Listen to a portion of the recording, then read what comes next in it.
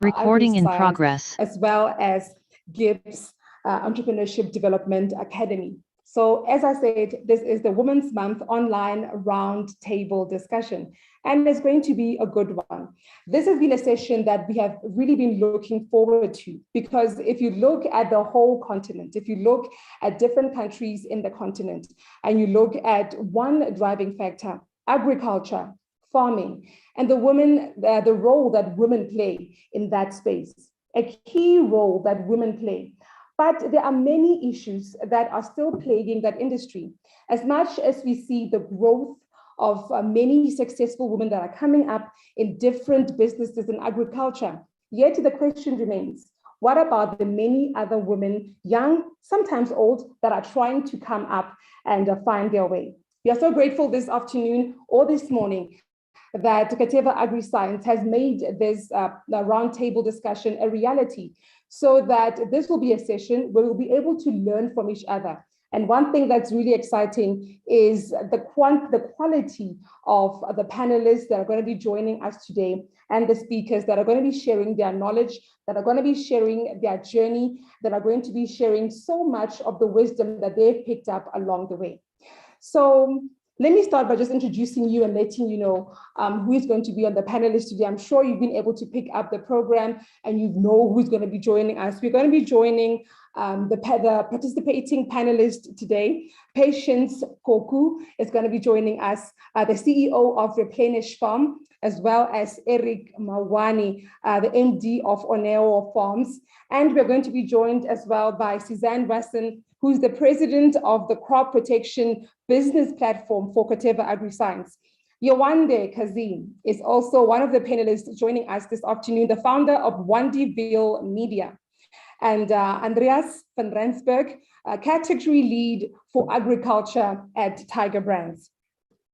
If you are joining us this morning via Zoom, know that there are other sessions, there are other platforms that you can be able to join in through. This online discussion is carried by GIBS Entrepreneurship Development Academy on their Facebook page, as well as Food from Zanzi, once again coming through to carry this stream, and so that many people would be able to take part and enjoy the session. You can, if you go to their website, you'll be able to get the live stream, as well as their Facebook page and YouTube. Now, jumping straight into the session this afternoon, to give you a sense of the sponsor and what they're all about, we are bringing you an introduction, giving you a taste and an understanding of what Corteva Agriscience is all about. And we are doing so by introducing you through this video presented to you in the Southern Sotho language. And what I know and what I understand is that even though you may not understand Southern Sotho as a language, but the pictures that you will see in the video will connect, and you will get a sense and a picture of what Corteva Agriscience is all about.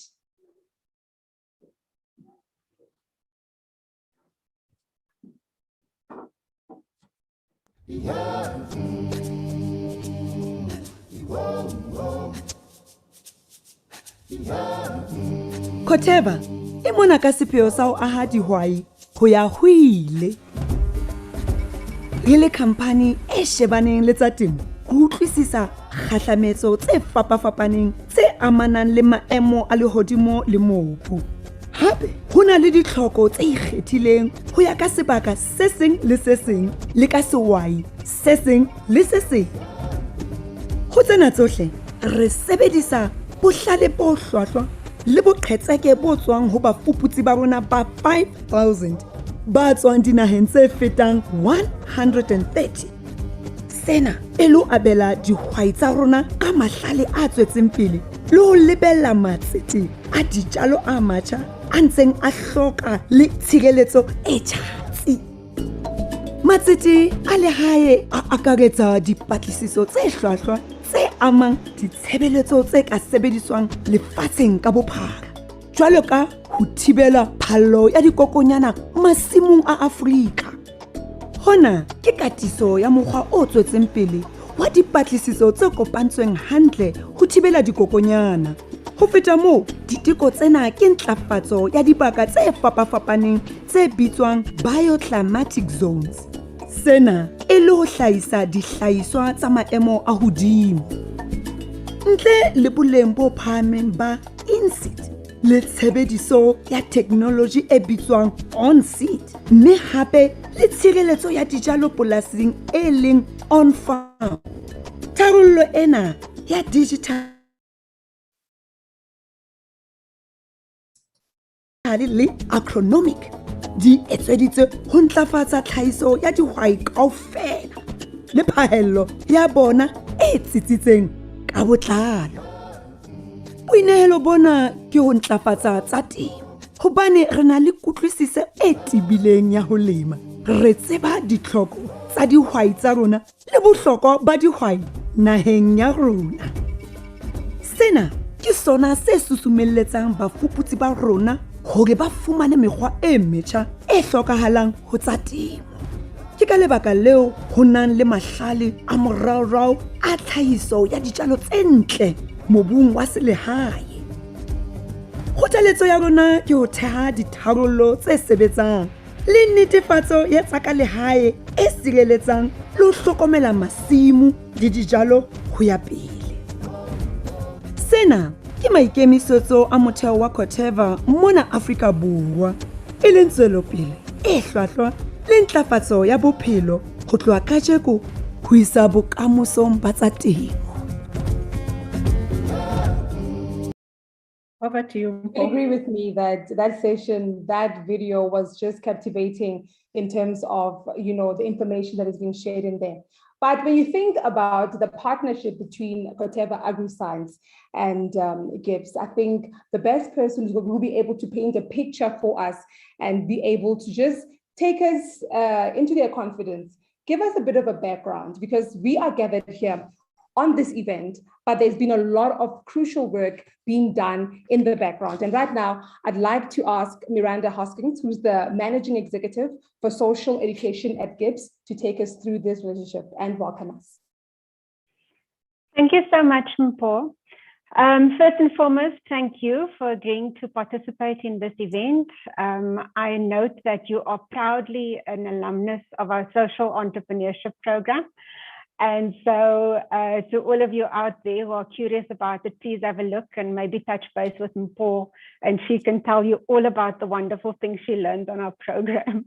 Yes. Beyond that, I wanted to acknowledge the partnership with Corteva, which started somewhere last year in the thick of COVID. And I wanted to acknowledge the fact that, when this idea started as a seedling, and I intend the pun there, started as a seedling that we wanted to nourish and we wanted to bring to fruition. None of us could have foreseen the impact that these events, these roundtables, and as well as the program that we're running, would have on the target market that we wanted to have benefit from these interventions. I think that it's now been a few months. This is the third of a series of 4 roundtables, and they've only grown in reach and impact since that very first one. And so I wanted to commend Corteva on the partnership, and I wanted to commend them for their investment in the development and advancement of women in agriculture.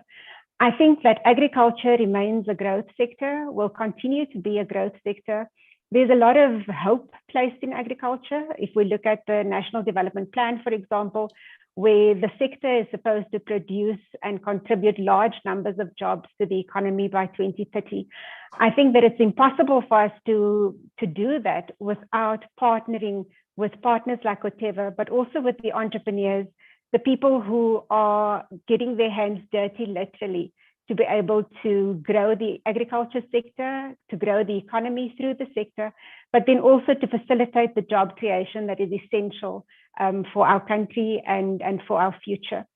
So I think that these interventions are targeted specifically at women entrepreneurs, but that's not to say that there isn't value in it or from it for those men amongst us, and even beyond these engagements that are involved and engaged in agriculture. I think that, Mpho, you alluded to the fact that women face particular challenges, and that is very true. But what I think I'd like to focus on is the fact that there's so much opportunity. So amid COVID, we saw an opportunity to be able to partner, to join hands with Corteva to run this program. And amid COVID, there are large numbers of women who continue to start farming enterprises and who continue to grow farming enterprises, despite the fact that they have to deal with the challenges. And so I think that this series of events is really around the construct of enabling women to be able to take advantage of the opportunity in agriculture, but also to capacitate them to be able to invest their skills, their knowledge, and their expertise in a sector that is very difficult, very trying, and very challenging. And so I'd like to commend them for the work that they do and for the investment that they are making in our country's economy and in a greener and more sustainable future. I'd like to acknowledge the partnership, and with that, I'd like to say thank you to all of those representatives from Corteva who are present today. In addition to that, I'd like to acknowledge the time and effort and energy of all of our panelists, and also the team behind the scenes who work tirelessly on making these events come together and making them happen. We are at the end of Women's Month, but that doesn't mean that we shouldn't continue the work of empowering and enabling women to become self-sustainable and to continue to contribute to job creation, but also the positive impact that that has in terms of the spin-off on communities and particularly rural economies that they are engaged in. And so I hope that you will join us for what I think promises to be a fruitful conversation, but beyond that, that you will join us in making sure that what we decide and what we agree on and the things that we discuss during these conversations, that we are able to collaborate to make them happen and to have a positive and lasting impact, not just on the sector, but on those women who own and dominate in the sector. Thank you so much, Mpho, for having me, and thank you so much to all of our panelists, and thank you to our participants today. Thank you so much, Miranda. That is so true, what you're sharing just now, because as much as there are challenges and as much as women face a lot of challenges when it comes to agriculture and farming in different parts of the continent, even in South Africa, but there are those positive stories to share. There are those stories of success. There are women that have walked the journey. They've come across the challenges, but they've come on the other side and they have a beautiful story to share. And one thing that is really exciting is seeing women that have been in the industry for many years, and you still see the hunger, the passion, and the desire to work, and not only just work and succeed, but to bring other women into the fold and to make sure that the continent is positively impacted by women that are succeeding in an impact growth industry that agriculture is. And that is why I'm so excited about the next speaker who's going to be coming through to speak to us. And that is because after 30 years in the industry, having done a whole lot of work in sales, in marketing, in finance, it's not many people that after 30 years can stand and still be excited to do the work. And that is why I'm so happy to introduce Suzanne Weston, who's the president of the Crop Protection Business Platform for Corteva Agriscience. Really, her work speaks for itself in terms of the history that she has in the sector and the work that she continues to do. Suzanne, the floor is yours. Please just take the floor and let us know what's on your mind. Thank you very much. And thank you, Mpho, and thanks, Miranda, for your kind words. Good morning and good afternoon to all. It's my great pleasure to be here with you today at our third roundtable event held in collaboration with the Gordon Institute of Business Science. My name is Suzanne Weston, and I'm the president of the Crop Protection Business Platform for Corteva. Corteva Agriscience is a publicly traded global agriculture company that provides farmers around the world with the most complete portfolio in the industry. That includes a balanced and diverse mix of seed, crop protection, and digital solutions that's focused on maximizing productivity to enhance yield and profitability. We conducted a study in 2018 that looked at the barriers to women farmers in 17 countries. The study found the following challenges: lack of access to financing, challenges to own land, and lack of training to play leadership roles. Following this study, Corteva launched partnerships to deliver solutions supporting women farmers in the United States, Brazil, Asia, Kenya, South Africa, and Europe. And we know that this cannot be done without partnerships. It is a long-term commitment for all of us to really be able to turn the tide to bring more women into leadership roles in ag. Today's event is a special one as we are hosting it in August, which is the Women's Month in South Africa. It is with women in mind that we have invited successful women farmers, agripreneurs, and leaders in their fields today to share their agripreneur journey with us, as well as share tips on what it takes to be successful in this industry. Corteva works with women across the world through various agriculture initiatives. In Africa, the work is done through our collaboration with various agriculture associations. Women are critical, not just for the success of our company, but to feeding the world. As such, Corteva ensures that women across the world have tools they need to be successful. Women have the ability to produce and be profitable, but also uplift their communities with the right resources. Our hope is that the panelists will share some practical examples of the work that can be done on the continent to empower women to access markets and to contribute to building sustainable agricultural systems. Hopefully, this event will also demonstrate to women that there are some interventions in place to help them to be successful in agriculture. This event today aligns to Corteva's purpose to promise to enrich the lives of those who produce and those who consume, ensuring progress for generations to come. I am confident that we will learn a lot today and be inspired. Thank you for the opportunity to join you, and I look forward to the conversation. Thank you so much. Thank you so much. Well spoken. And I think one thing that you really touched on was just the importance of partnership. And I think we will see in the different journeys of the different speakers that are going to be talking today, just how partnerships have played that role and how it's important that, you know, along the journey, there are people that come alongside and they help you, they partner with you, and they empower you right where you are for you to be able to experience growth. And I think that is a beautiful story that Corteva Agriscience will continue to tell, even beyond years that are still going to be coming, because of the extensive work that Corteva Agriscience has done in different communities.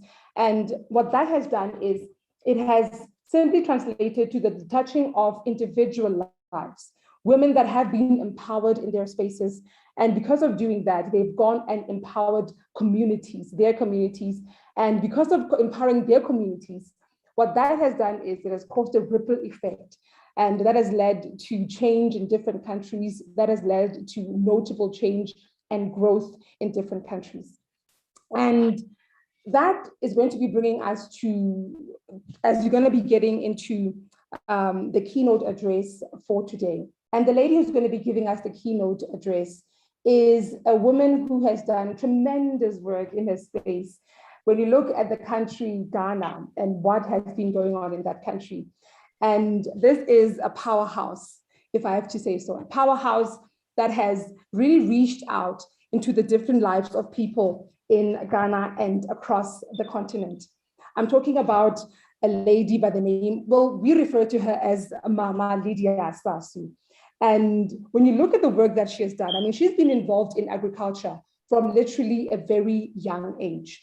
And she has currently working as a successful small-scale farmer who is an expert when it comes to rural women. And literally she works as an advocate for women in agriculture. The different projects that she's been involved in have really led to the noticeable change that you see in different spaces. She's worked for the Ghanaian Ministry of Food and Agriculture in the Department of Women in Agriculture for several years.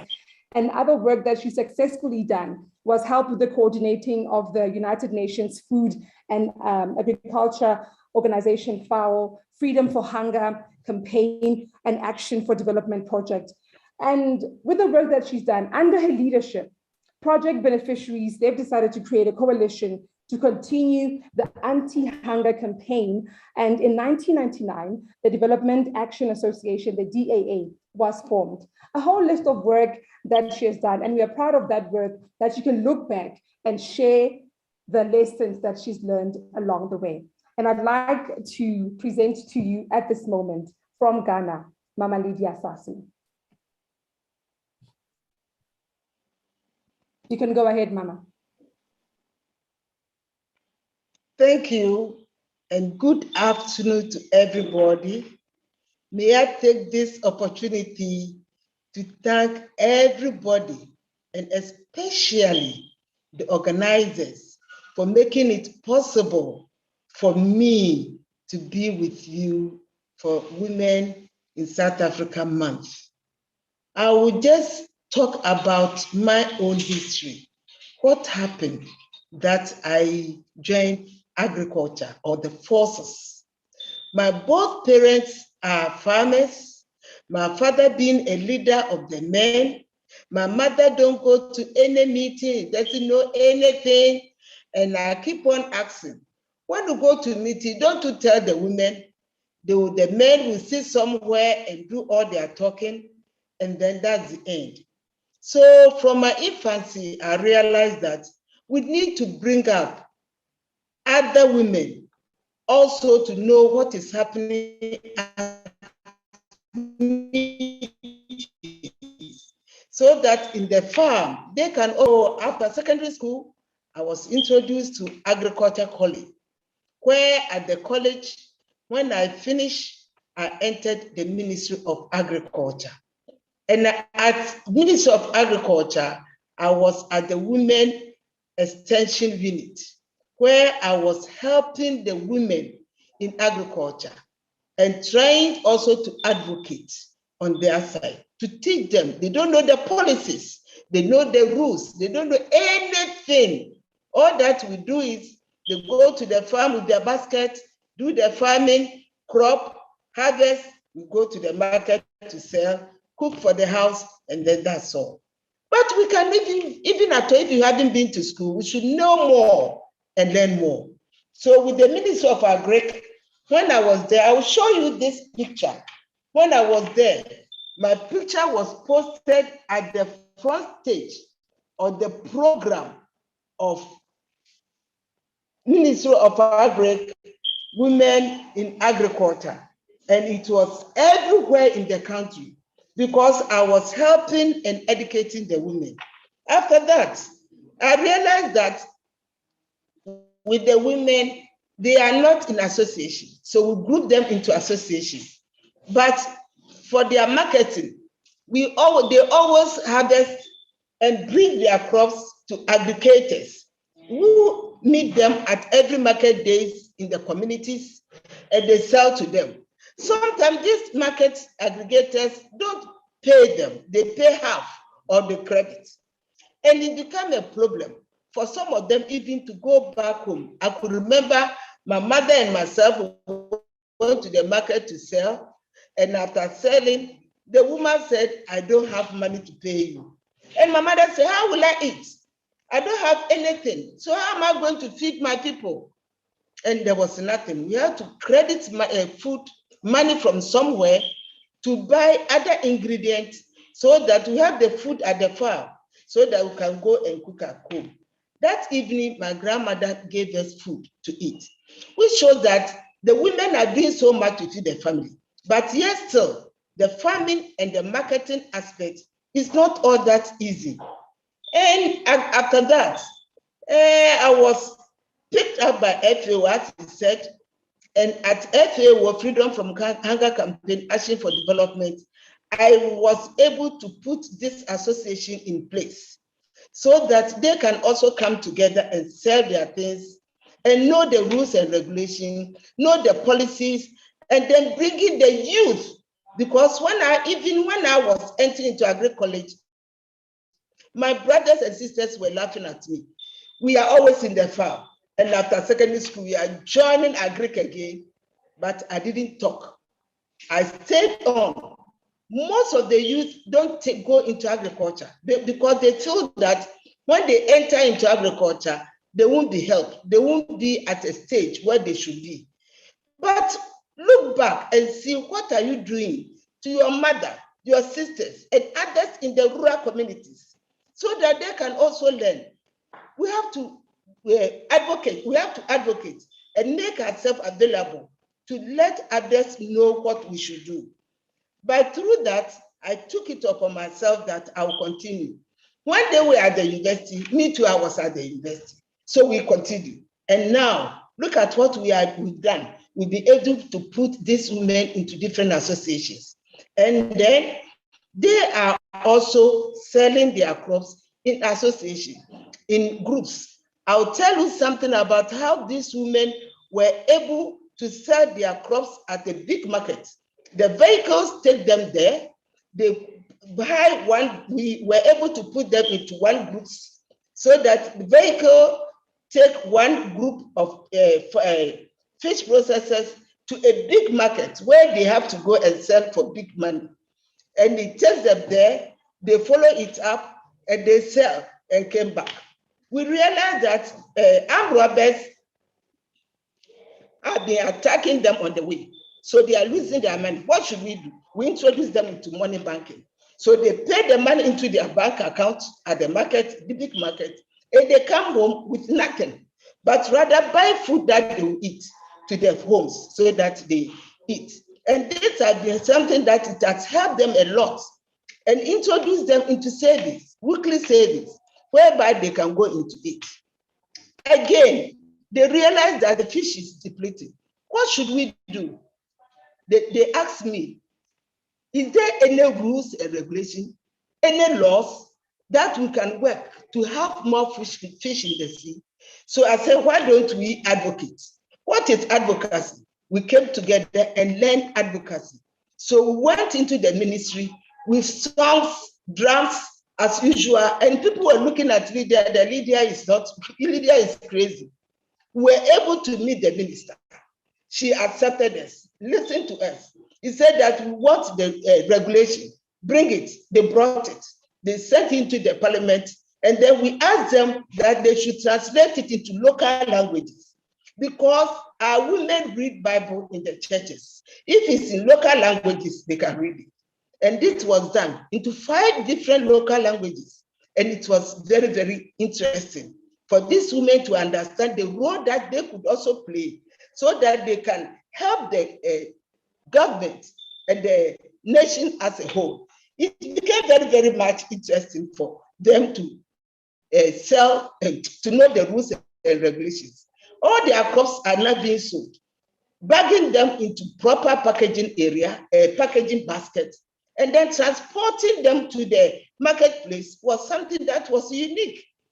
They speak one language, they sell at one place, and then they come back. It's something that made them so much.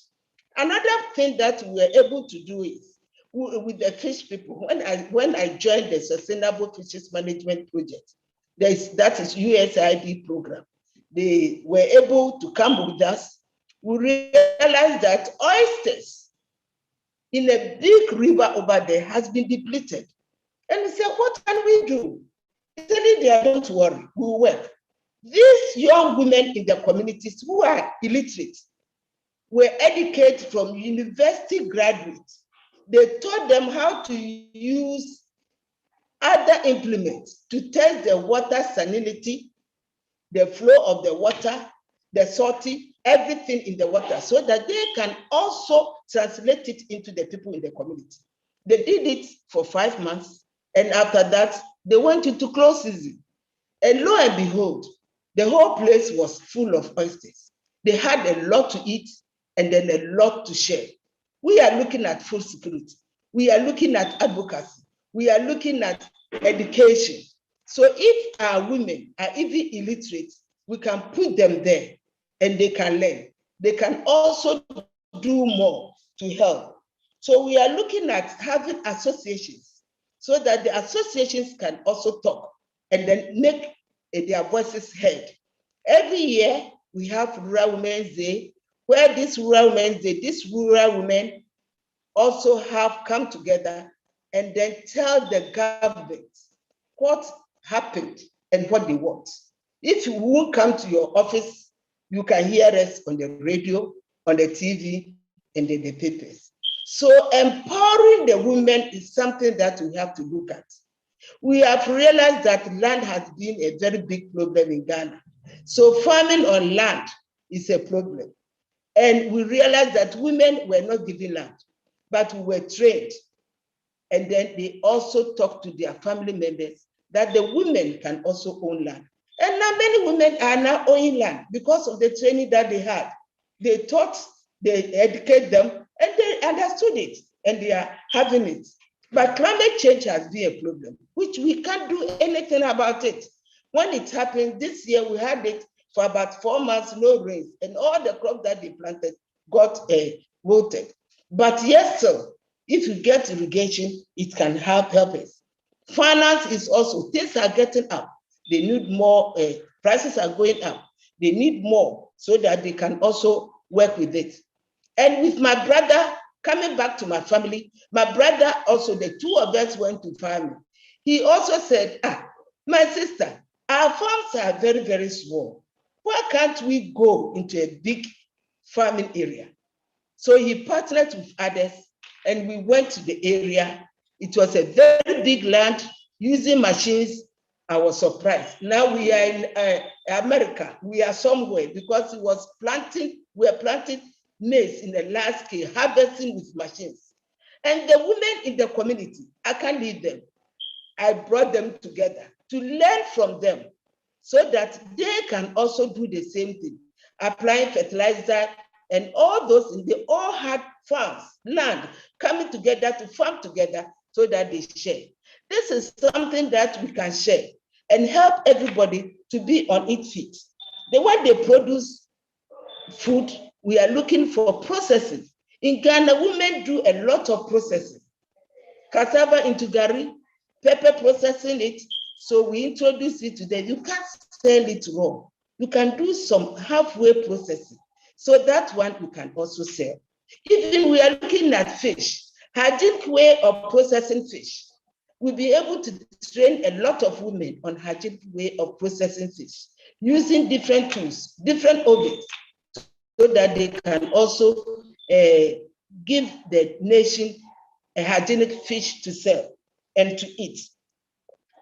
Training, education, and the farming association, as we said, is very, very important. And one thing that we are also doing is having a co-management. Last 2 years, we introduced co-management into 5 communities. They realized that the anchovies, the oysters, they need to have close season. Others disagree, but we brought them together. They all learned, understood it, and they went into close season. So this close season had continued for the period of 4 years. And that is sustainability. It has been sustainable for everybody to know that if we all come together, we can achieve one objective. So it's a very good advice that women, youth, especially the youth who don't want to go into agriculture, is not a way of only farming. You can also look at how we can help in advocating, how can we help in other legal issues, other laws and regulations, which they don't know, because my brothers, my sisters in the community, they don't know anything. But now they can tell you that this is what it says. So it's something that we, the young girls, if we turn into agriculture, we can do more. We can go into farming. We can even move into commercial if the land is there. Because I know some of the colleagues in other East Africa and other areas who are now farming in large scale. Even Ghana, they are farming large scales where they are producing and harvesting and selling in the country. If we all have something to eat, then it means that we can also export and then let others also hear our voice. Farming or introducing farming organization in Ghana was not easy. I stood out as a champion, and it was not easy to fight with men as women in agriculture, but we were able to come up with women in agriculture, which means that agriculture, the women can also come together and do more. And if they don't understand anything, they can share. What we do is we meet every 3 months, and every 3 months we discuss issues. What happened? Problems. What are we? And then after that, we are able to share. If there's a problem, we can have it. We work closely with the researchers. We have CSR, we have FARA, all of them, the researchers. Whenever we send our problems to them in agriculture, they listen to us. And even agriculture ministry itself and the fisheries itself, they listen to us because they've heard that you are doing very good. So it's better we put our women into associations so that they work as a team and then make the way forward for us. So in a nutshell, all that will say that we need the knowledge, but knowing the knowledge, getting the land, getting the water, getting the finance and the training, I think we can do so much. So I'm now encouraging the youth if they can take it up. Thank you, thank you, thank you. Well, thank you. Thank you so very much, Mama. I think you raised some key issues. And those are questions that we'll need to ask ourselves when we look at advocacy, to say what is advocacy and what is the role that women can play when it comes to advocacy. Also, when it comes to education, what role can women play in the continent when it comes to education in the different spaces where there are still a lot of young girls and a lot of young adults, women as well, who need to be introduced to agriculture as a space in which they can operate. As things stand, what we understand and what has been put out there as information, almost half of the world's farmers are women. And there's an estimation that around 60 to 80% of smallholder farmers in sub-Saharan Africa is actually women. And you wonder what role are women playing in different spaces when it comes to agriculture. Because for the longest time, you get women that are classified as emerging farmers. But at which point will women get to a stage where they are flourishing farmers, where they are thriving farmers, and they're able to actually contribute positively to the economies of the different countries in which they operate and live? And this is the crux of the conversation we are getting into right now with our panelists. And just to remind you that as we are having this conversation, for you to keep this conversation going on social media, on different social media platforms, we have a hashtag that we are using today, hashtag Flourishing Farmers. That is the hashtag that we would like to encourage you to make use of as you share any of the wisdom that gets dropped today by any of our speakers, especially because of the session that we are going into right now. And if you are an aspiring farmer, if you are an emerging farmer, if you are someone who's involved somehow in any way in the farming space, I think this next session is really going to be meant for you. And I'd like you to identify with the different panelists that we have. And I hope that you'll be able to identify with someone and then latch onto their story and hopefully learn something that you'll be able to apply. Because the brief has been very simple, that they will come through and that they will share the authentic story of their journey. But most importantly, that they'll be practical in helping you understand what you need to do in any part of the continent where you find yourself today, so that you'll be able to learn and you'll be able to apply all those learnings in your space. So let me take this time and just introduce you to the panel discussion and who we have on the panel discussion. I'm going to give them time just to tell us the role that they have occupied in the agricultural value chain in the different spaces in which they find themselves. We are joined on the panel today by Patience Skoku, who is the CEO of Replenish Farms, and we'll also be joined by Eric Mawani, who's the MD of Uneo Farms. And Suzanne Weston, you were able to hear earlier on, the president of the crop protection business platform for Corteva Agriscience. We're in good hands because she'll be able to give you that practical look into the role that Corteva Agriscience continues to play in the lives or the careers of women that are in the farming spaces. Yewande Kazim, I'm excited about the kind of work that she's doing, founder of Wandiville Media, because we do need media houses and we do need spaces that will be able to amplify the work that is being done on the ground when it comes to agriculture. Andreas van Rensburg, category lead for agriculture at Tiger Brands. If there's anyone who'd like to join, apart from the Zoom meeting that we are on right now, just know that GIBS Entrepreneurship Development Academy is streaming this on their Facebook page, as well as Food from Zanzi, live on their website and their FB, their Facebook page as well, and YouTube. And I think my panelists are ready. We are just going to be getting into the discussion. Let me just make a call that if during the discussion there's something you need clarity in, if there's something as one of the speakers is explaining and talking, if there's any point that you will need a clarity in, please be sure to send through your questions, because we're going to be having a Q&A session. So on Zoom, make sure that you drop your questions there. And if you're on any platform or social media, if you use the hashtag Flourishing Farmers, we'll be able to track the questions that you drop on the different Facebook pages or the other spaces. I told you that GIBS Entrepreneurship Development Academy is streaming this on their Facebook page. So you're more than welcome to drop any of your questions there using the hashtag Flourishing Farmers, as well as Food from Zanzi on their Facebook page as well. So ladies and gentlemen, thank you so much.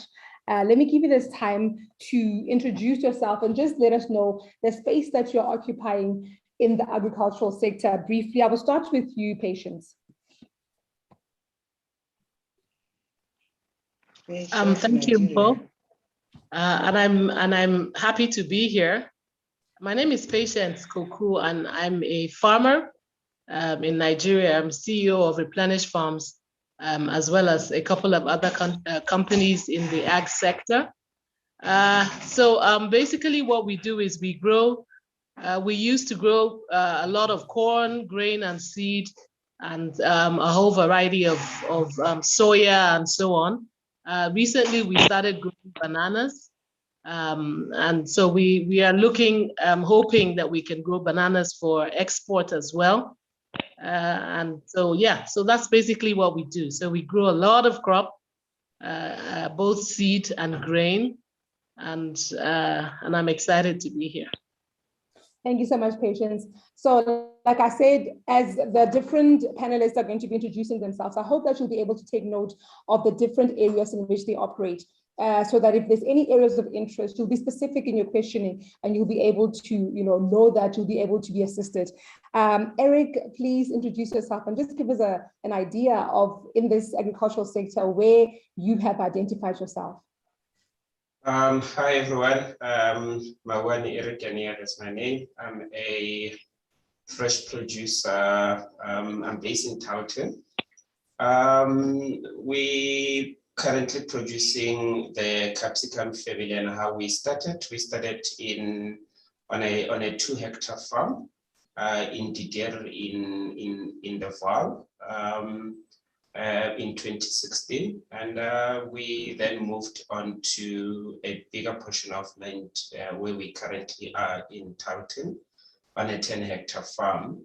But my journey, my background is in market and social research, and I left the corporate world in 2012 to venture into farming. I had interest in pig farming, and by default, I ended up being a vegetable producer. We started doing what I call the fruit and veg, which is a whole lot of crops on a small portion of land. That's another recipe for failure. And as I grew and I met the right people, I started to focus I was told that I need to focus on a particular crop, and that's currently what we're doing. We're producing a lot of peppers and a lot of the chili family. Thank you so much for that, Eric. Yewande, please introduce yourself and just elaborate more on the space that you're occupying in agriculture as someone who's working in media. Good morning, good afternoon, everyone. As Mpo mentioned, I am Yewande Kazim, CEO of Wandiville Media. It's a media communication agency focused on agriculture and nutrition projects. We partner with different stakeholders to tell their stories, from success stories, impact stories of change, but most importantly, impart knowledge by creating awareness. We do some advocacy, market intelligence, market and demand strategies, behavioral change, and more. for agriculture projects. In addition, we have a weekly newsletter where we feature different stakeholders in the agriculture and nutrition space. We have interviews, videos of stakeholders across Africa, and we've worked in Nigeria, Ivory Coast, Ghana, Kenya, Uganda, Rwanda, and of course, South Africa. Thank you. I'm happy to be here today. Thank you so much, Yolanda. Andreas van Rensburg, sir, you are with Tiger Brands. Just give us an idea of, anyone who's watching today, of what you bring to the table as you're going to be having this discussion.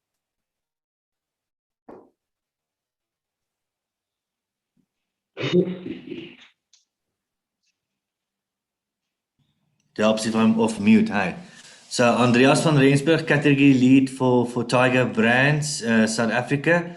So I'm looking after the raw material procurement and of commodities like small white beans, all beans for that matter, groundnuts, some fresh vegetables, including tomatoes, cabbage, beetroot, carrots, those type of commodities which are then canned.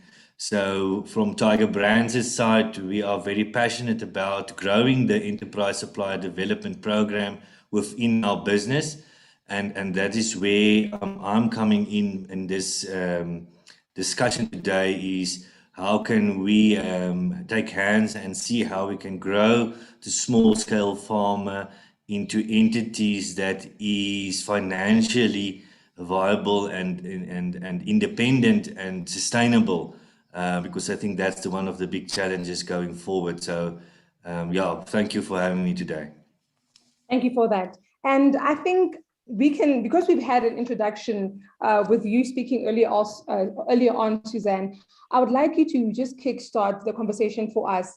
Looking at, you've had a chance in your long career to really see some of the challenges in different spaces. And also because Corteva Agriscience works with different farmers, usually what have you noticed to be an issue when it comes to access to market, especially for emerging farmers that are trying to find their space in this field? Suzanne.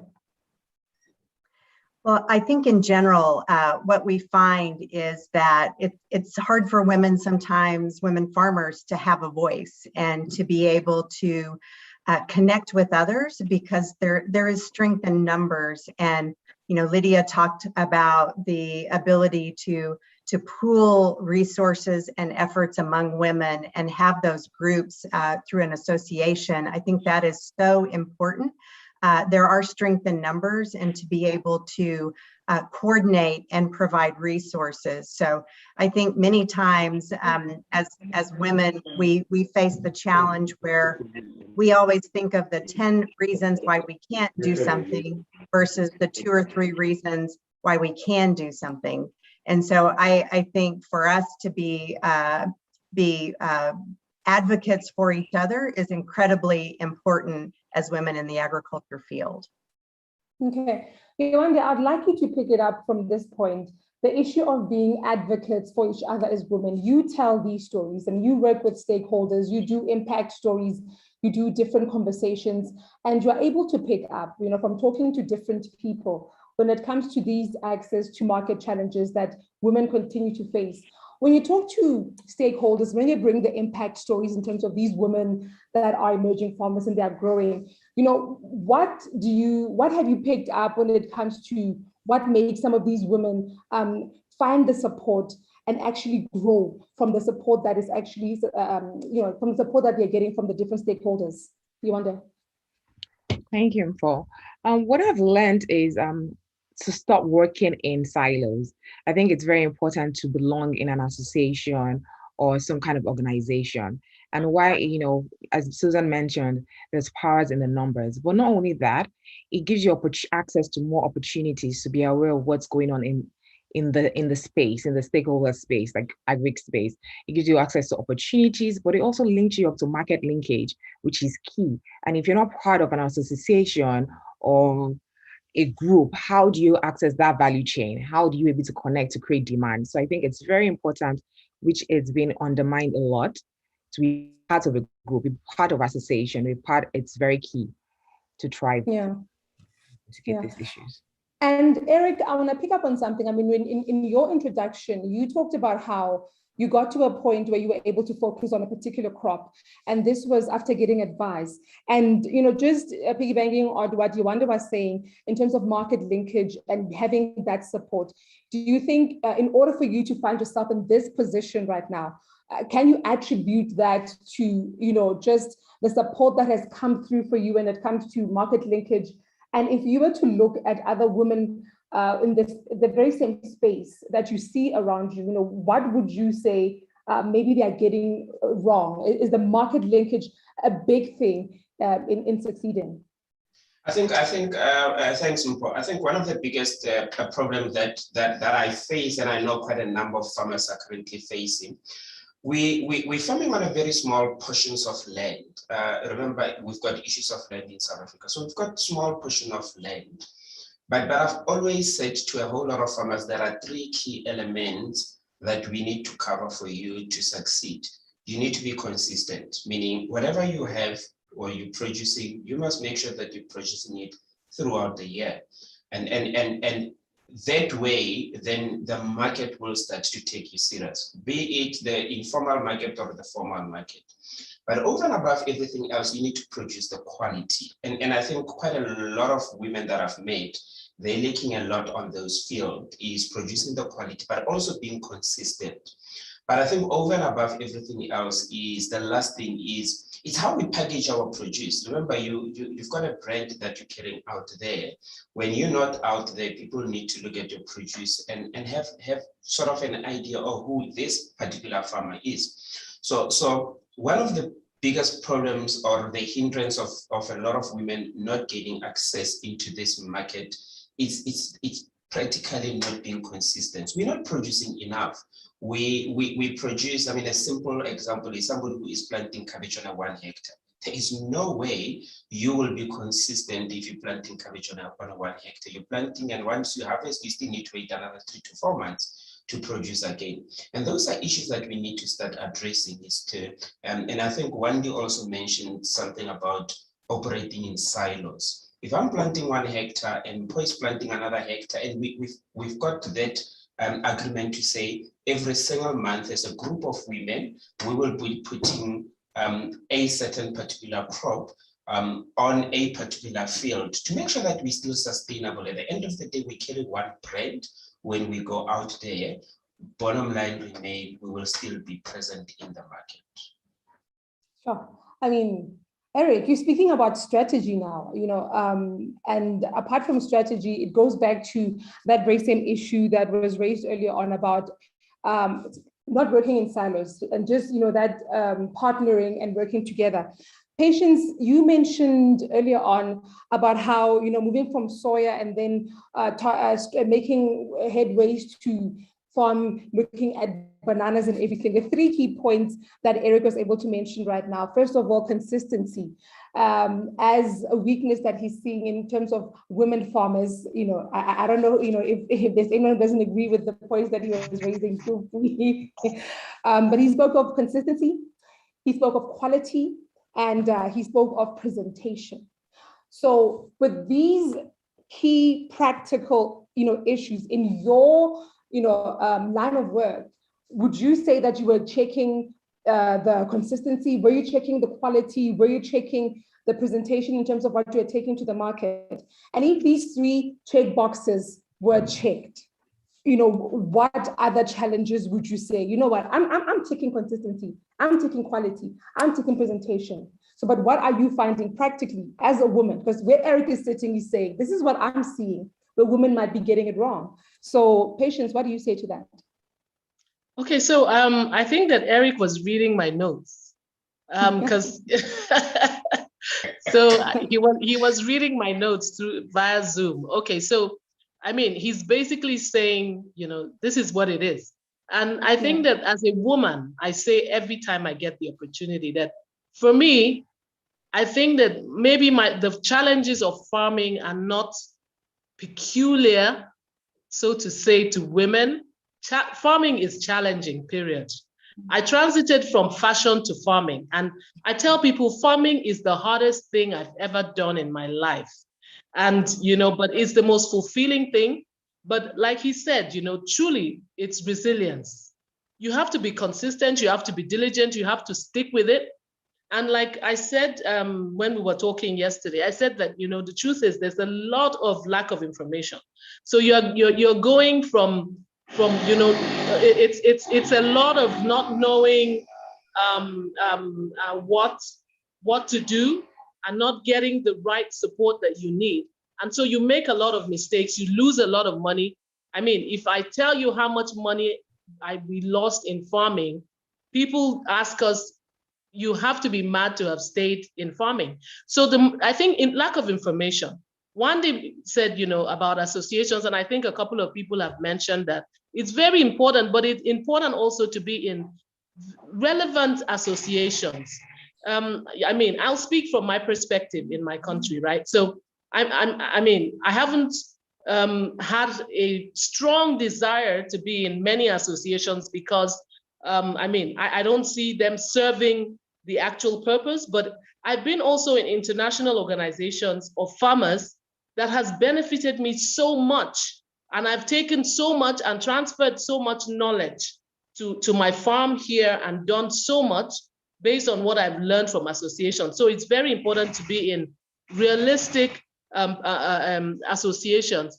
But I think that access is a big word. Access to everything. Now, when we talk about markets, right, I say that you have to have something to sell.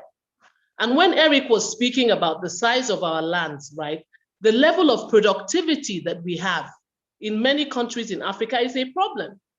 On 1 hectare of corn, for instance, in some countries, people get 14 tons from 1 hectare. In many countries in Africa, we're still grappling with 1 ton.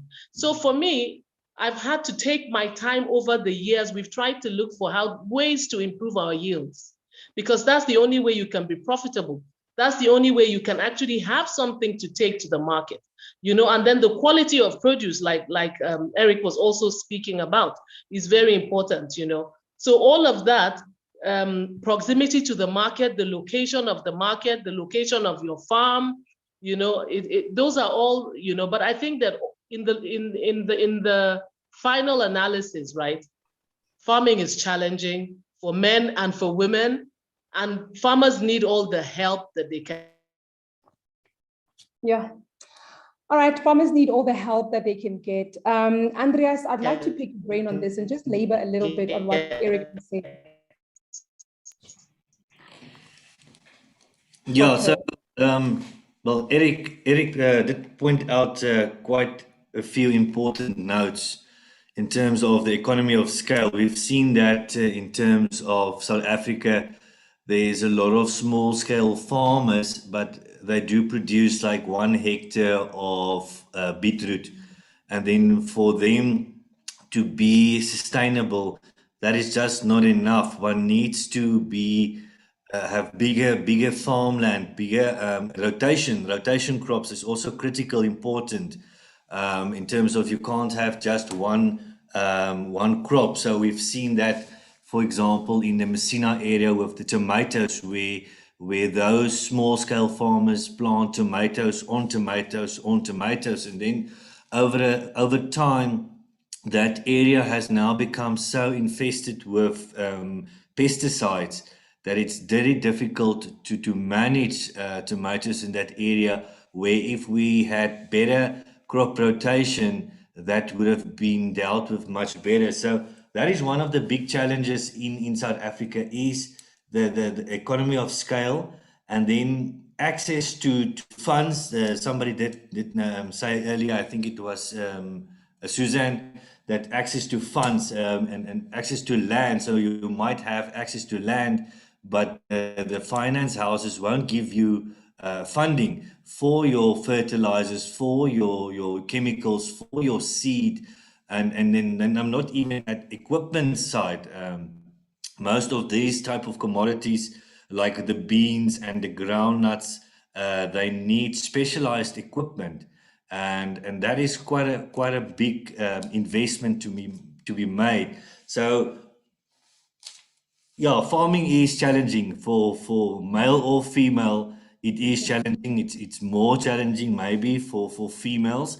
But I've seen now the past 2 years that most of our tiger small scale farmers are actually women, and they are excellent farmers. They're really passionate about agriculture, attention to detail.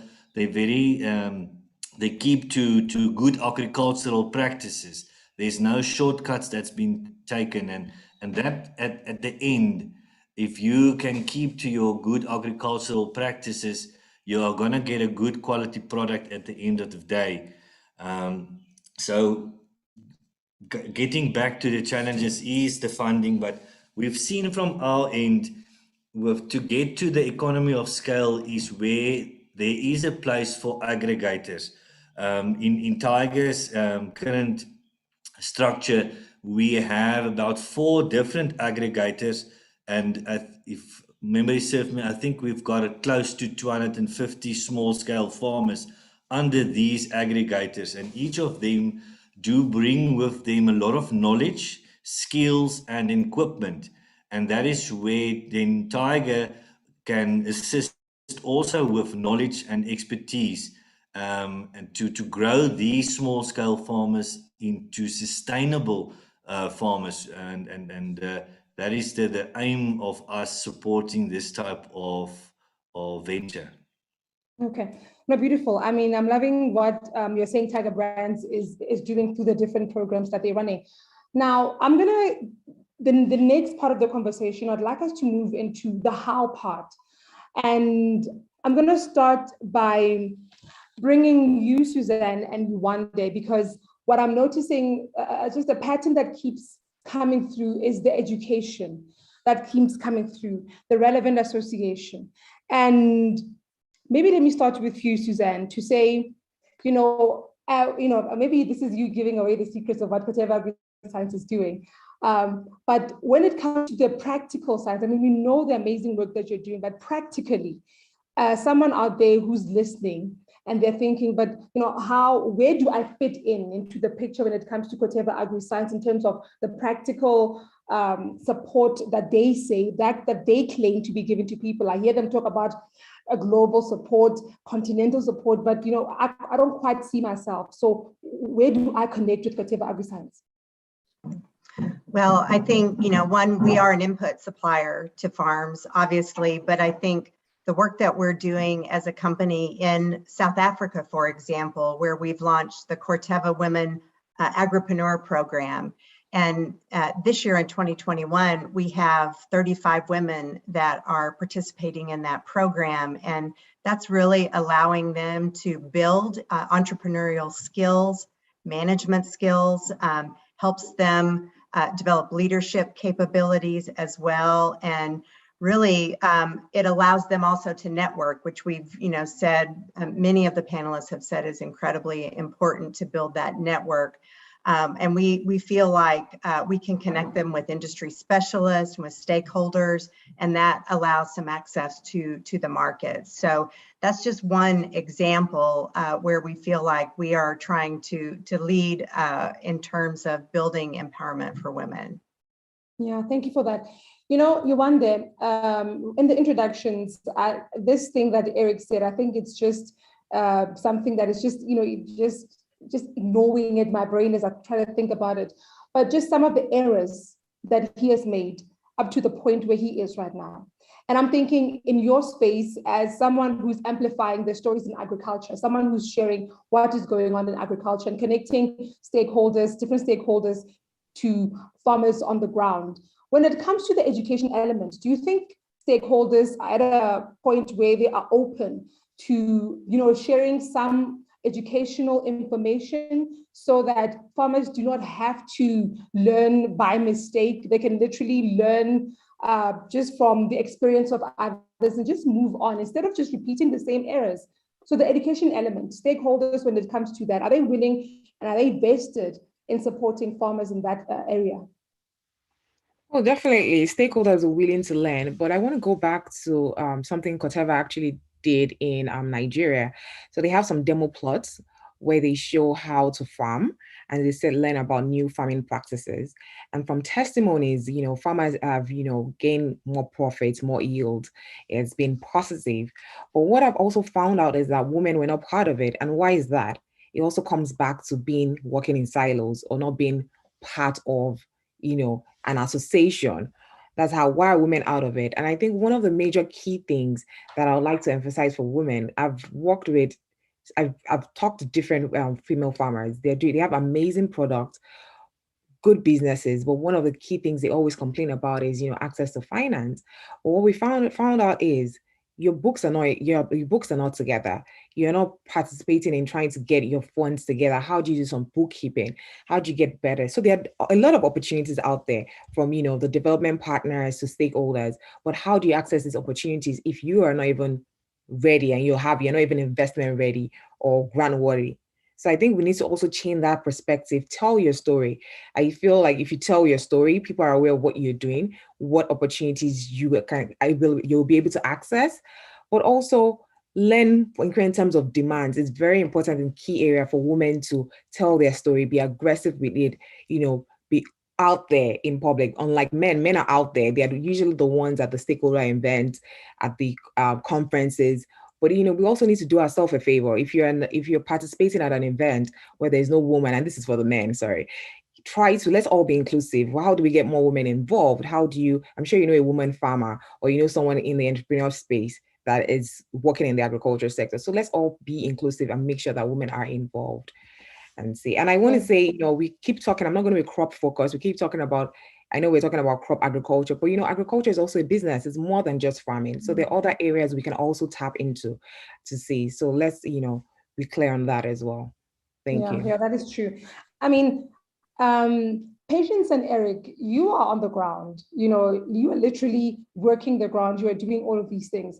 When it comes to what Yewande is sharing in terms of aggressively telling your story, in your own spaces, do you think aggressively telling your story gives you some access to the market? Let me start with you, Eric. Not really. And I'll tell you what I started doing now. I started opening doors on my farm. One of the biggest mistakes I did in the past was not to tell the other side of the farming part, the losses. Normally, I know Patience was talking about it to say, if we had to talk about the amount of money that we've actually lost, you then start asking questions to say, but why are you still in this industry? We've lost millions and millions of it.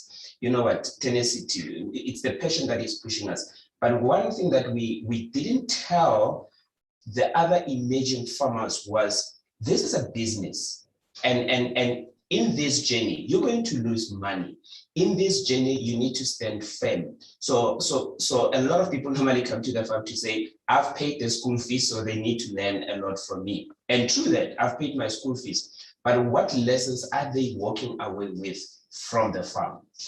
We need to tell our story, and we need to be so open to tell the truth, to say to the people, to even the emerging farmers, this is not a walk in the path. We're not people walking to a farming thinking I'm going to be a billionaire overnight. It's been 4.5 years working this road, and it's still a pain till today. Yeah.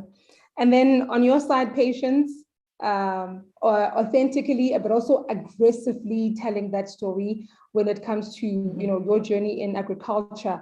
Would you say it has opened, given you certain level of access when it comes to the market?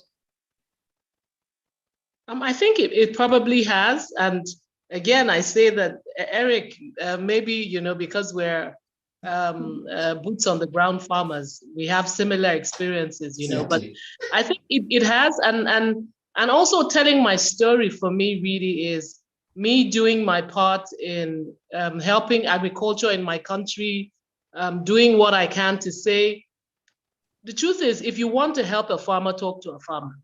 Right? So you find that a lot of people out there know so much about agriculture, but until you actually get in the field and try to do agriculture, a lot of it is theoretical, and the practical aspect of it is so different from the theory And, you know, so I think that telling the story and openness, and I find that farmers are very open people. And farmers are willing to share, you know, share information. And I think it's because we work in, so let's look at our countries, for instance. Agricultural extension is practically non-existent. And truly, like Wande said, we will give kudos to Corteva, because now the corn variety that I planted in my country, and I can say that was profitable, we got from it was DuPont.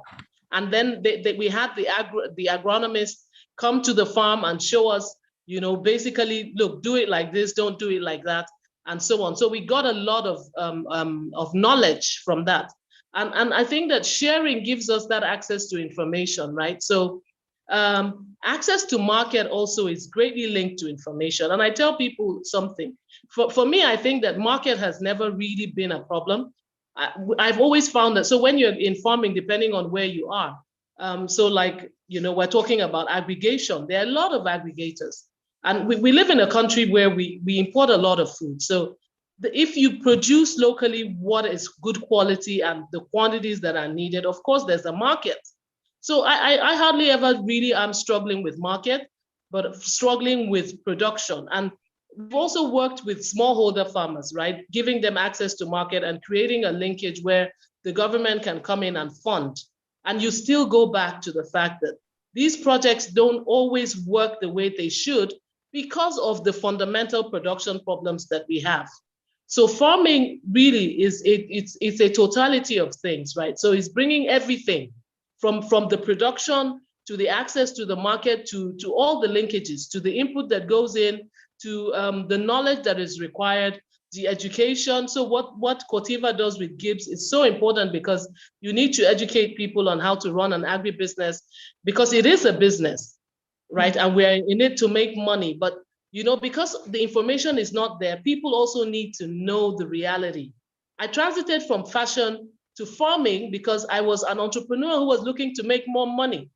And I lost all the money that I had, you know, and started from scratch. So and then theoretically got stuck because I needed to make the money back. So I think that telling people the reality of it and having people with the experience. So we have university students. The other day we had 400 level university students come to the farm. And when I was done giving them a talk, I asked them the next day, I said, what do you think I studied in university? They are 400 level. And they said, oh, somebody said agricultural mechanization. Someone said soil science. Someone said agribusiness. And I said, I studied political science. And I learned in the field everything I'm lecturing you, a 400 level university student.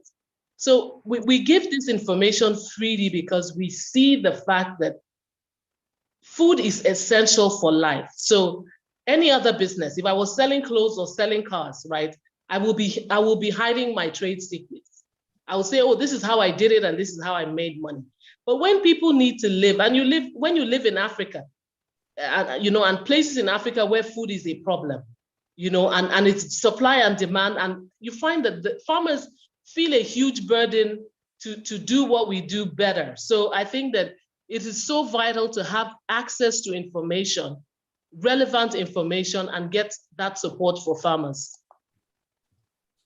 Sure. You know, I know that the brief was very simple. It was for us to be authentic. It was for us to be truthful about our journeys.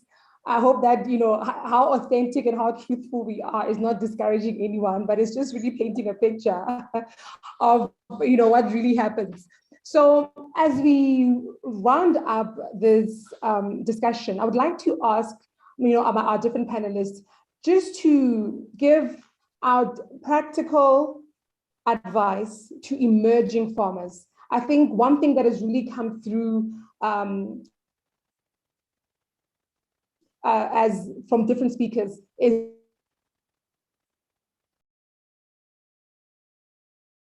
just the importance of education, the importance of advocacy, the importance of those key factors that Eric was able to raise earlier on in terms of what emerging farmers are putting out in the market. That if you are consistent, if you bring the quality, and if your presentation is tops, you know, that should be something that would put you ahead of the rest. But in terms of just practical advice. Yes, we agree it is a business at the end of the day and it needs to be run as such. But maybe let me start with you, Andreas, to emerging farmers when it comes to the practicality of moving from just being emerging and to being a thriving and a flourishing farmer. What can you say to that?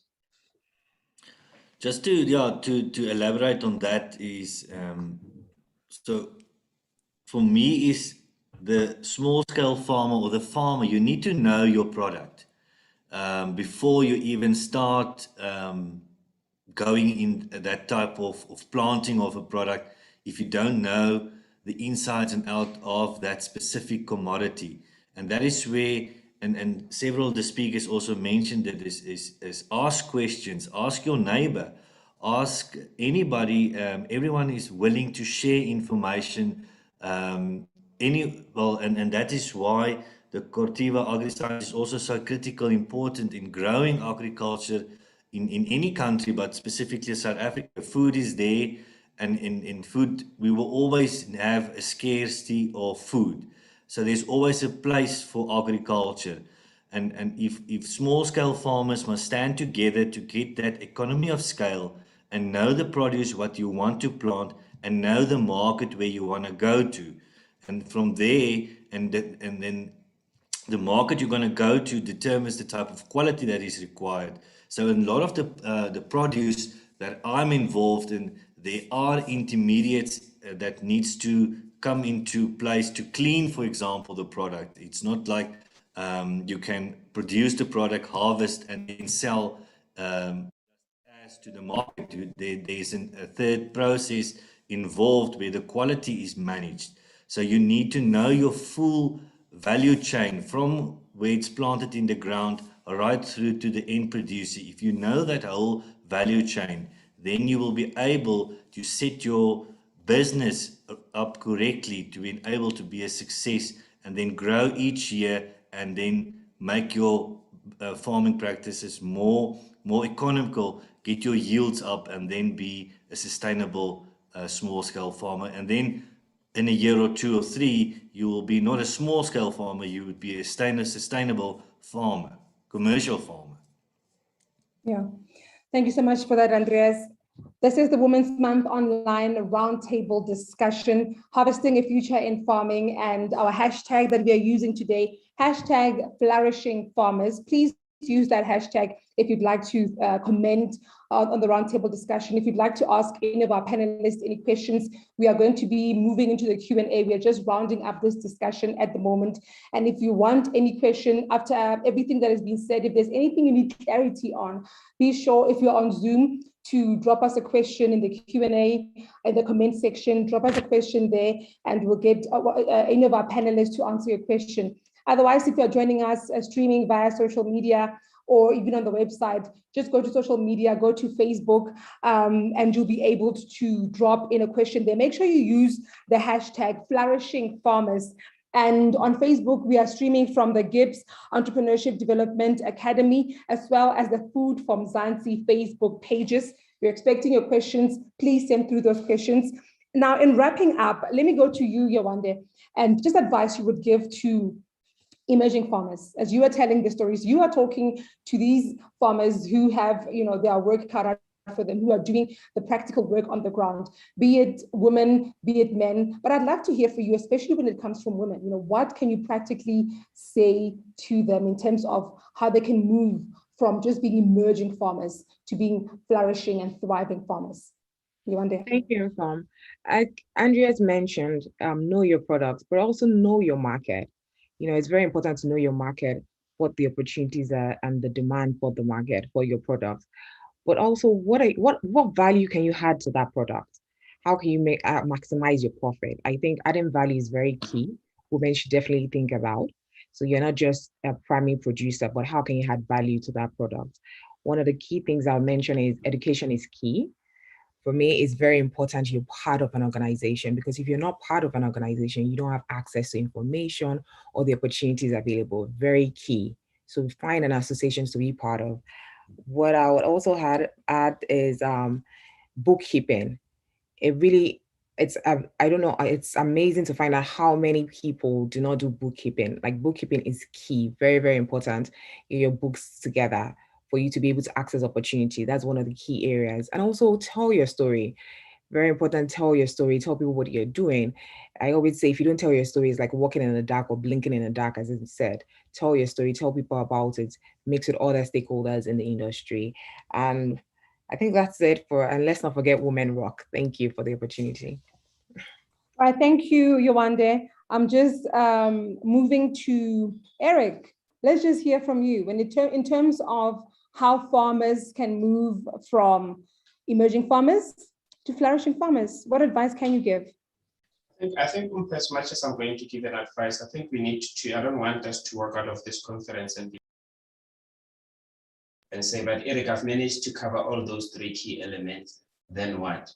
I've had conversation with quite a number of women, and one of our biggest issues has always been what we call the gatekeepers. People who have this access that could be giving these women access to this market. I can go out as a Black female, still produce, still be consistent, still do the right quality, but the doors might be closed on me as a Black females.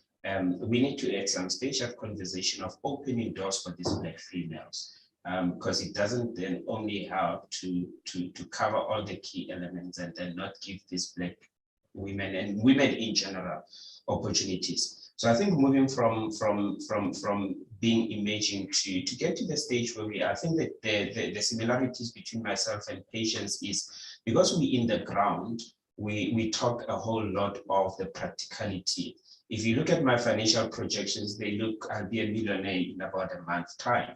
But if you actually look at the reality of what goes on in the ground, it's a completely different story. And I've always advised people when people say to me, oh, I want to farm, and I say the first thing you need to do is volunteer. If you don't have a piece of land, go and work on a farm somewhere. Volunteer. Look at the processes that those other farmers are doing. Follow, learn. Once you feel like this is actually a key journey that I want to do, then you can start on your own. My mistake was buying a farm before I actually started. You know, I would have started by leasing. I would have started volunteering and then lease the land and buy the land. I actually did it the other way around. The lessons I learned on that journey are such lessons that I don't want another Black female to go through. It's a painful process. So I think volunteer, key. Once you feel like this is key, this is exactly the journey that I want to follow, then lease the land instead of buying the land. And then from there, once you feel like now I'm ready to get my own, and then buy the land. Sure. Okay, thank you so much for sharing that, Eric. I'm sure that is helping, someone who probably was in a situation where they're about to take that as a next step. Suzanne, let's just hear from you in terms of, you working on the ground and everything. On the ground, in terms of the support that Corteva Agriscience is able to give to farmers who are working on the ground. What have you seen? What have you been seeing as a winning element for that transition, especially for women, emerging to thriving? Mm-hmm. No, and I think after 30 years of being in the agriculture industry, I have seen a change from women not being accepted to women thriving in many cases, but we still have a lot of work to do. And if I reflect on my own career and maybe some of the challenges that I had early on, and I think many women tend to feel this way. We're very comfortable within our own circle, our own work group, people that we know. If you're in a company with the function that you work in, or maybe in your local community. But to really thrive, we need to expand that network out of our comfort zone and really get to know people that are, outside of our immediate work area, because it really not only broadens the network, but it exposes you to new opportunities. And I would tell my younger self that don't worry, about not knowing people. You need to make sure that you reach out and be uncomfortable. It's okay to be uncomfortable. And we've had in in the days before COVID, where we would do training and we would tell our brand new sales reps when they're in a conference, if this was in person, the first thing that you should do is meet 2 or 3 people that you don't know. And then you can go back to your group and enjoy, but always take that opportunity to meet new people. And I think that that's something that still resonates with me today. Every time you're presented with an opportunity, meet someone new. Okay, I think, just to summarize it, with everything that has been said by our panelists this morning, this afternoon, very important is knowing your full value chain, having a thorough knowledge and a thorough understanding of the value chain in which you operate, and knowing and understanding your market as well as an emerging farmer. And one thing that is clear is that this is going to be a lifetime of learning. It's going to be a lifetime of learning, of really trying to keep up with the trends and just understand the basics. Because at the end of the day, it is a business. At the end of the day, it's not just about you, growing that crop or raising that or whatever form of farming you find yourself in. At the end of the day, it's stepping away from the farm as well and telling your story aggressively, as we're able to hear. And a challenge that's going to have many people have to force themselves to move out of that comfort zone and expand on their network. So thank you so very much, ladies and gentlemen. I think that has been so interesting, that has been so informative. And I really appreciate how you've been vulnerable with your stories and how you have shared insights into your industries and what could and we're hoping will help the next person who is watching this broadcast, with the hope of picking up a couple of insights that they might apply in their own lives. So as we're getting into the Q&A session, we're going to be taking a couple of questions. That hashtag for you to use again, hashtag Flourishing Farmers. That's the hashtag you can use on social media. Make sure that you are on, if you are on the Food from Mzansi Facebook page, just drop us a question there. We'll be able to ask that question to our panelists. If you are on the GIBS Entrepreneurship Development Academy Facebook page, you're welcome to drop a question there, hashtag Flourishing Farmers. If you are joining us via Zoom, make sure that you drop a question in the Q&A session. And just to move quickly and look at some of the questions that we've received at this point, here's the first question. Can someone elaborate on what challenges are emerging female farmers facing? We've heard of consistency and quality. Are there any other hot challenges? How do you think Corteva can help support and make things easier for female farmers? I think, Suzanne, let's just have you start with this. Sure. I think, one of the things that we've heard is consistency and quality, but that also starts with access to technology. And I think that's an area where Corteva is able to bring tools that will help improve the quality and the productivity of the land that our female farmers are working today. We need to partner with others. I think the other big challenge has been mentioned is the financing. So you need to be able to afford those new tools to be able to produce a crop and be productive and deliver that quality. So how we partner across the value chain from the input side is very critical and important, I think, to empowering female farmers. Okay. Let's see. Here's another. Okay, this is just a comment to everyone saying that you are such an inspiration, honor, and respect to all of you. And then a message that I think this is from Mary Buerta saying, if you want to help a farmer, talk to a farmer, so simple and so critical to driving action and positive impact. Well said, Patience. We are getting a lot of compliments for you, Eric. And another question we are getting here, are regenerative alternatives showing promise in maize production? This is from Campbell Lumbila. Regenerative alternatives showing promise in maize production. I don't know who from the panel is confident to take that question. Can I take that? Yes, please. Go ahead, Patience. Okay. So just like Suzanne was saying about access to technology. So, I mean, with the challenges that we have with growing crop, there's so many tools that we can apply, and one of them, is basically the different types or breeds of corn. So whether they're GMO or or whatever they are, that enhance production, that are safe for consumption, just the openness of farmers to be able to accept the different tools that there are and use them to improve the production and be able to produce more food using less input. At the end of the day, we produce more better quality food for the consumers. Okay. Lydia?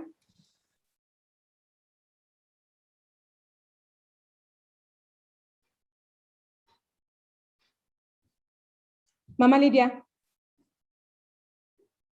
I think you'd like to share something with us.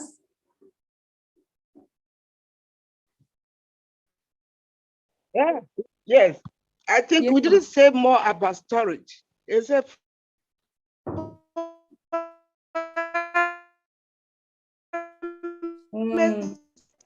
I'm struggling a bit there to get you, Mama. I think something about the network. I'm just gonna. Okay, let's give it a try once again. And that also does not help the poor farmers or those on commercial. Get good storage. Said much was not said on storage, because that is something that also helps the farmers.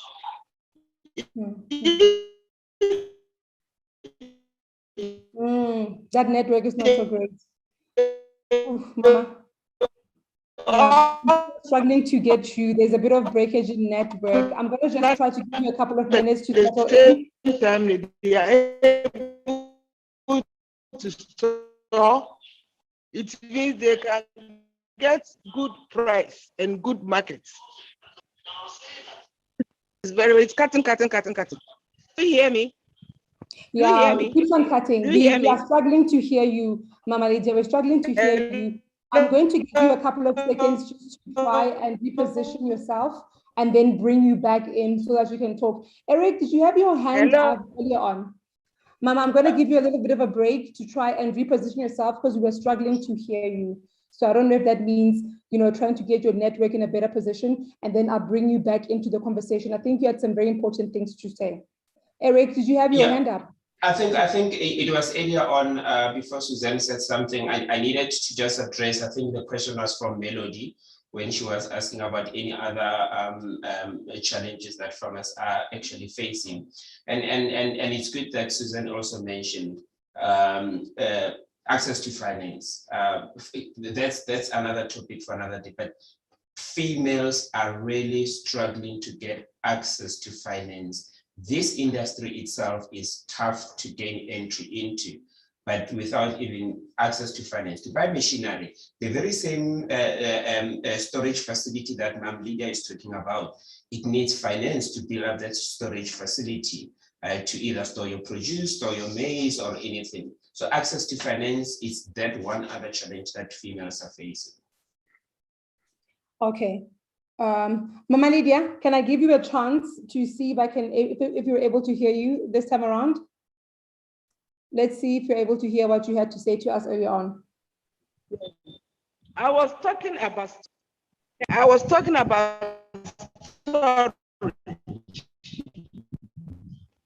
storage. Okay, yes. Storage. Yes. You didn't get it. We didn't say much about storage. Oh, then yes. That's it. Then thank you. Okay. Storage when it comes to the value chain, and that can be a challenge, I'm thinking, for a lot of emerging farmers. Patience, you have your hand up? Yes, I just wanted to add, probably linking with what she said with storage, something that I missed out to say earlier on. And that is the fact that we need to have structured markets or pricing in quote. So just being able to have a pricing board, or because I mean, the reason why most farmers store, especially with grain, is to leverage on the fact that when there's a less supply, there's going to be more a higher price, and just to be able to make more, But the truth is also that when we have pricing boards, and in some countries where people can sell futures and so on, it really does help agriculture to have a more structured way for farmers to be able to produce and sell and be sure that they can sell at a minimal price. And that really does help when you do make the investments as a business to be profitable. The other thing that I wanted to say was also to start small. Just like Eric was saying, start small. And so emerging, yes, we all want to be big time farmers, but the mistake that a lot of the time we make is that we go and start really big. So, I've started poultry from 12,000 chickens, and you now lose money and come all the way down and start over again. So really, really just to tell people that in order to do, agribusiness, you need to start small and build from there on. Okay, great. Let me see. There's another question that I have.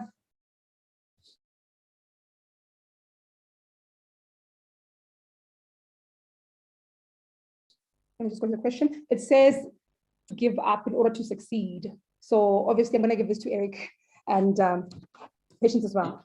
It's a fancy lifestyle. It's a pushy suburb lifestyle that we had to give up. And that's a reality.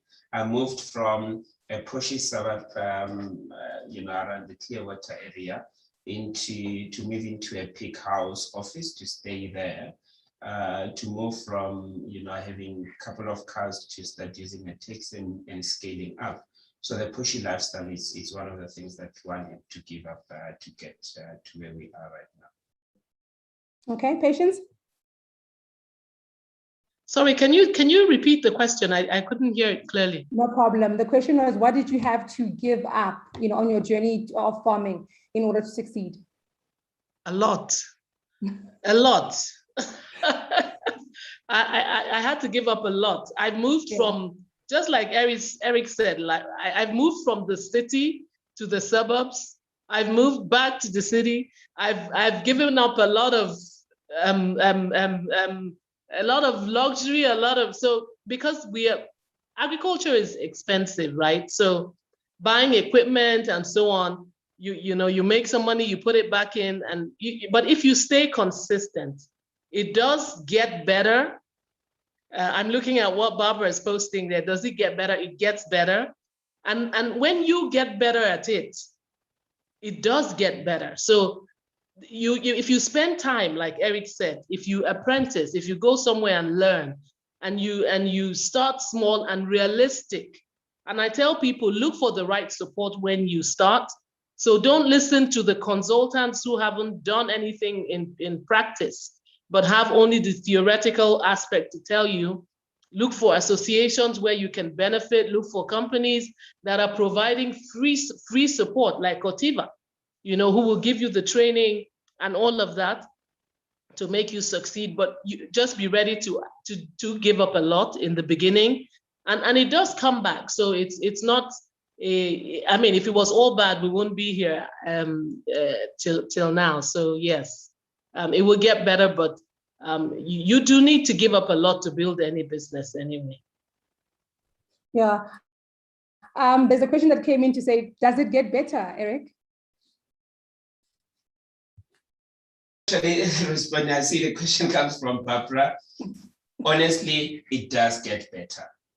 With time, if you're not in a hurry, it does get better. I'm not doing well at this stage, but I'm feeling at peace with the journey that I have traveled. I feel at peace when I share my journey and the story. It definitely does get better. Okay. There is another question that came through earlier on, and I'm going to give this to you, Andreas. It was asking about how people can get involved with Tiger Brands and the programs you're offering emerging farmers. Yeah, Nene, that's we are always open to work well to emerging farmers, to assist them, to help them with knowledge, help them with cultivar choices, with farming practices, so they can contact Tiger Brands directly, and then either they can contact myself or Lita from our ESD division, and then through either myself or Lita, we will be able to give them whatever support, advice. I'm having trouble hearing you. Can you hear me? I was struggling to hear you there, Andreas. Please repeat what you were saying. I'm not sure if everyone was able to hear you, but I struggled a bit on my side. Yeah, we managed to hear him. But I was just saying that there's two avenues. They can either contact myself directly, or they can contact Tiger Brands, the ESD division, Lita, who's heading up that division, and then through myself or Lita, we will be able then to give them the necessary advice or product guidance in terms of what products to choose, and it all depends on which area they do farm, and then we will be more than happy to give them advice or guide them in terms of the procedures to follow. Okay. Here's a question, and it says,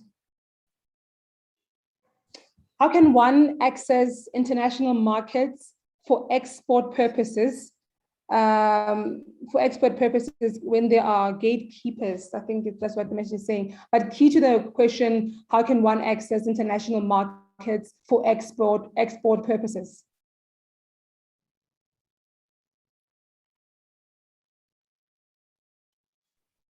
Anyone who'd like to take that question? Yeah, sure. I can actually take that question. Funny enough, I'm actually in the process to start exporting the produce to about 9 different countries. And there's a reason why a lot of these other companies are now starting to approach me. Remember, I've moved in from doing what I used to call the fruit and veg, about 7-9 different crops on a small portion of land. And I'm now starting to produce volumes. Farming is a game of numbers. And because I'm trying to address one of the biggest challenges that the other farmers are facing, which is consistency. Somebody is then willing and able to invest in you to say, if I can give you the contract to supply me for export, guaranteed, I will still get my produce January to January. One of the other key things, and I know Andrea spoke about it, or it was Wendy, was record keeping, GIBS, good agricultural practices. It's basic, you don't have to be global GIBS certified for you to follow the GIBS processes. It's basic. What do you do? If I'm going to spray a certain portion of land, am I recording that? Do I know what I sprayed? When? How many liters did I spray? Because remember, the international market wants to know, what did you use on that produce? So access to export market, it's easy only if you start being focus on a particular crop, and once you produce a particular crop, work on mastering that particular crop and make sure that you are consistent. You are gone. I am starting to, and I started on a very small scale, just one publication, then opened about 9 opportunities in 9 different countries. And where I am right now is just to, fix here and then some of the things that I was making behind, and I'm gone. Okay, I'm looking and I'm seeing who has their hands up. Is it you, Patience? No, I think it was an old hand. I should take that down. Yeah, so but I mean, yeah. So, but I think that the major break-in for international market is compliance. Really, just being able to show a track record of what you do and how you do it, and that is lacking for many farmers. So, if you're able to put in the structure to show what you do and be able to get certified, whether with global gap or whatever is needed, and then there's a lot of, export promotion councils. It depends on which country you are, and a lot of, I think that one of the things that really does help is the international conferences that if you are able to attend, because if you're looking at exports, you also need to be able to travel to where the markets are. So if you attend any of the organic conferences or whatever that holds all over the world, that is a key place to be. in terms of getting market, but just being able to comply and show track record, like Eric was saying, of this is how much we spray, or this is what input we use. We don't use fertilizers. This is what so that is all something that is lacking for us as farmers, that a lot of farmers don't take into consideration, that we need to keep records of those and comply with what is required. Okay, no, thank you for that. So in the last couple of minutes, I'd like us to really reflect on the past 2 hours and the information that was shared. And what I love about this session is that throughout the journey, we've been able to reiterate, the different points that we've been making. So we've been able to go through them and over and over. And, I hope that in that way, we've really hammered them into the minds of people that are listening at this point with that keen interest to implement some of these things. So Yewande, I'd really love to hear some of your parting shots when you reflect to the, in the last 2 hours that we've been in discussion. And I'd like you to talk to us from a communicator's point of view, from a media person point of view, in terms of what you are putting out there in the continent for farmers. Thank you, Paul. I'm happy that patience is one of the key things I forgot, and that's really helped me back over the years, is going to conferences is one of the key things I invested in earlier at the beginning. So I think that's very important. But we know about the challenges the women face, the access to finance, land, and all sorts, extension services. But I want us to be able to look, my parting word will be, let's look beyond that. There are opportunities, there are ways to mitigate that. But let's also look beyond that. What can you add? What value can you add? What can you what opportunity exists? What problem? How are you finding solutions to problems in the value chain? So I think we should look beyond that. Agriculture is important, but there's more to it. Let's think about it as a business. Record bookkeeping, very important. And I'll go back and still emphasize on my partnerships, very important. And I want to say thank you to Corteva for putting this together. Thank you. Thank you so much, Yewande. Thank you so much for that. And I'd also like to hear, the parting shots from Andreas van Rensburg with the important work that you are doing, touching base on the lives of different farmers. Rounding up the last 2 hours, what can you say as a parting shot?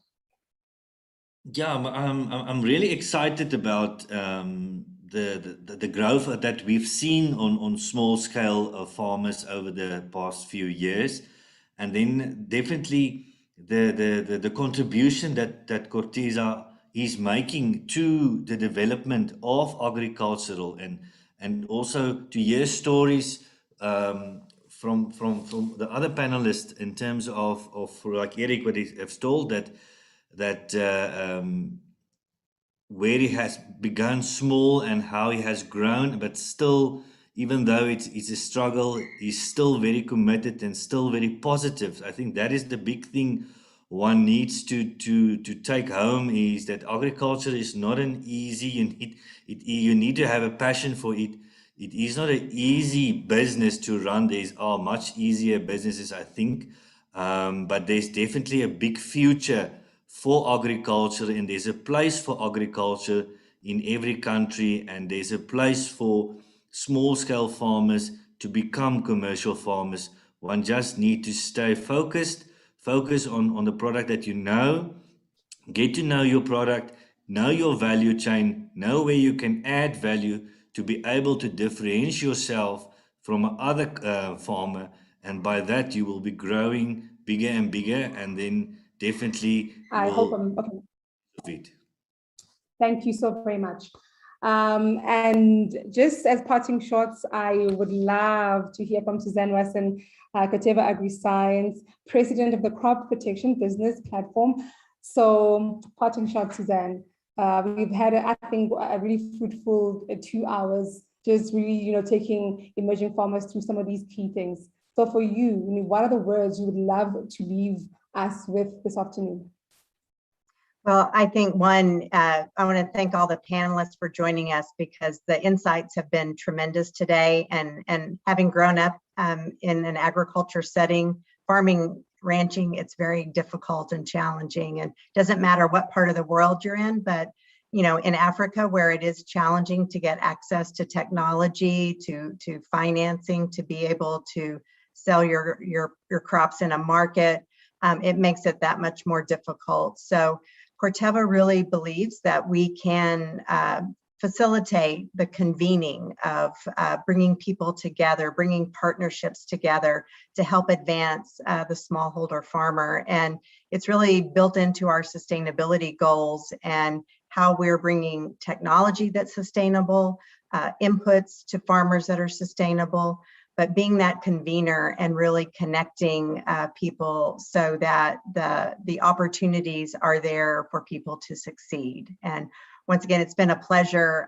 We're so thankful to be surrounded by not only the great keynote speaker today, Lydia, but all of the panelists. Thank you so much. Thank you so very much. Thank you so very much. I appreciate that. And we are getting to the end where we are literally going to be closing. And I'd like to ask right now for the closing remarks, Betty Kiblagati, the External Affairs Leader at Corteva Agriscience, Africa and Middle East, just to give us closing remarks. Betty. Sorry, thank you. It was just a great way to end the Women's Month for South Africa, having this wonderful conversations that I hope Corteva will continue in the years to come. Thank you all panelists, Mama Lydia, Patience, Andreas, Eric, Wendy, of course, Suzanne, you are a panelist today, apart from being our leader. We truly thank you so much for taking your time. I think the conversations that we started today, we started this about this is the third one, and we are looking forward to have a fourth one very soon. The fourth one will be very exciting for us, and I hope you'll all be able to join, because in the fourth one, we'll be having the first cohort of the first 35 women that have been trained through the GIBS Academy in collaboration with Corteva. They'll be graduating, and we'll be sending you invitations. Please come and support these women, because these women have taken this full year to learn, to understand what agriculture is, and they need to hear from people like yourselves on what it is that will take them to the next level. So we are very excited. We will be reaching out to you. We might make it slightly longer than 2.5 hours so that at least we can meet our soil sisters, as we refer to them. I do hope you've been able to read some of their stories that have been shared through the Food from Zanzi. As we wind up today, I just hope that we've given emerging farmers an opportunity and hope to believe in themselves, to be able to think that they can be able to be farmers. I sit here as a mother to a farmer. My son is a farmer, and I was hoping he'd have been here to listen to this conversation. He started with his 1 acre for tomatoes, and he should have been here to listen to Eric, to Patience, who are on the grounds, people who are doing this practically. Next time, I'll bring him along, because I think these lessons need to be given to everybody who wants to get into agriculture. By the way, agriculture is hard, but agriculture is so enriching.